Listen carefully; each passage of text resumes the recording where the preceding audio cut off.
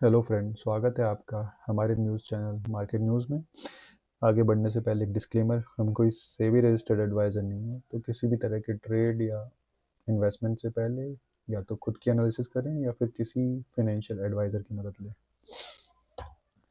जो 3 news point हैं जो अब आज हम कवर करने वाले हैं, उनमें से फर्स्ट पॉइंट है कि आरबीआई ने अपना रेपो रेट 6.5% से घटा के 6.25% कर दिया है।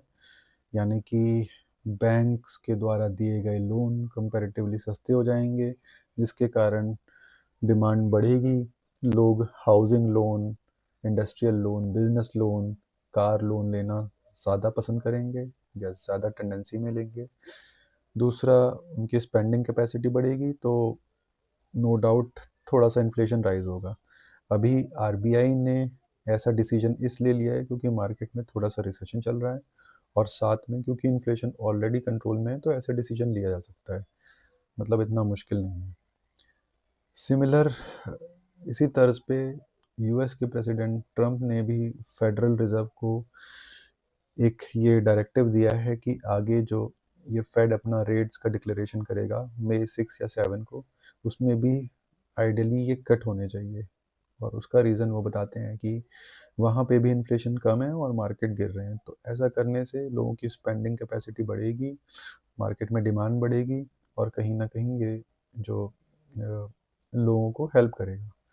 जो तीसरी इंपॉर्टेंट न्यूज़ है फ्रेंड्स, वो ये है कि ब्लैक रॉक, जो दुनिया की सबसे बड़ी एसेट मैनेजमेंट कंपनी है, उसके सीईओ लैरी फिंग जब डिफरेंट डिफरेंट सीईओ से उन्होंने मुलाकात की, तो उन्होंने ये फील किया है कि यूएस ऑलरेडी रिसेशन में है।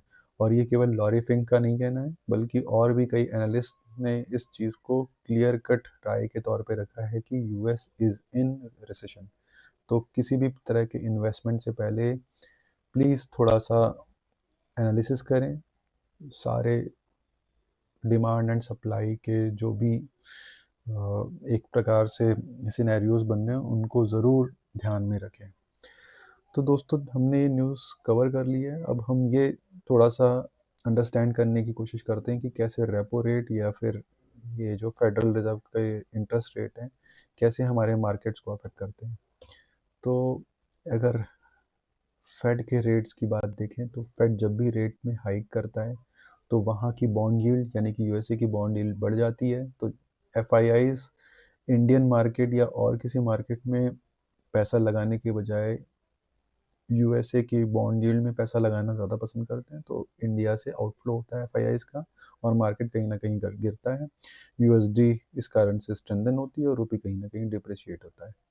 वहीं जब फेड अपना रेट कट करता है, तो एफआईआईज वहाँ के मार्केट से निकलते हैं, इंडियन मार्केट में आते हैं, इंडियन मार्केट इंक्रीज होता है, तो इस कारण से यूएसडी अगेन कमज़ोर होता है, और वहीं जो इंडियन रुपीज़ है वो अप्रिशिएट होता है। अभी जो इंडियन रिजर्व बैंक है, वो जब अपना रेपो रेट इंक्रीज करता है, तो रेपो रेट इंक्रीज होने के कारण यहाँ की बॉन्ड यील्ड बढ़ जाती है।